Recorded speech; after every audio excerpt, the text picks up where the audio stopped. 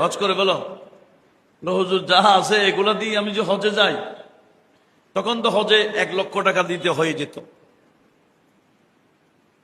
তা আমার ব্যবসা ওগুলো কি করব, আমি তো ফকির হয়ে যাব। তখন উনি নুরি সাহেব হুজুর বলেছিলেন, তুমি এক্সট্রা মানো, আমি সিগনেচার করছি, তোমার হজে যার টাকা যাবে এগুলা গুনাহগারে আমি দিব। তুমি হজ করে এসে যদি ফকির হয়ে যাও, হজ করে আসার পরে তোমার যদি টাকা না থাকে, এই হজের যা খরচ গেছে আমিই দিব। এটা স্টাম্প নাও আমার থেকে। তুমি ইনিকে আর স্টাম্প নিবে?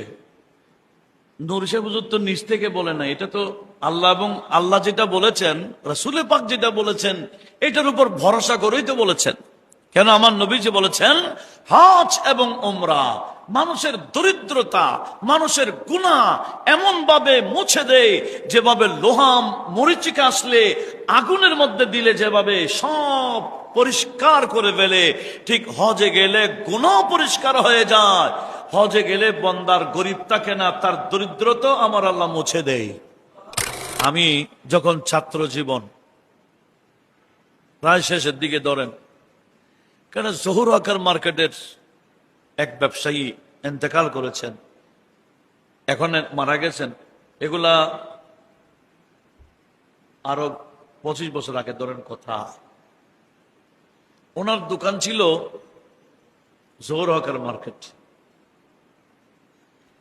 আমাদের আবুল কাসেম নুরি সাহেব, সবাই তো ওনাকে চিনেন জানেন। তো উনি বলে হজ করে ফেলো, বলে আমার যে টাকা আছে হজ করতে গেলে আমি ফকির হয়ে যাব।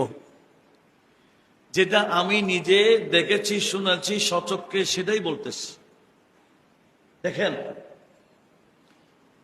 ওনাকে তো বলে হজ করে ফেলো, হুজুর যা আছে এগুলা দিয়ে আমি যে হজে যাই, তখন তো হজে 1,00,000 টাকা দিতে হয়ে যেত। তা আমার ব্যবসা ওগুলো কি করব, আমি তো ফকির হয়ে যাব।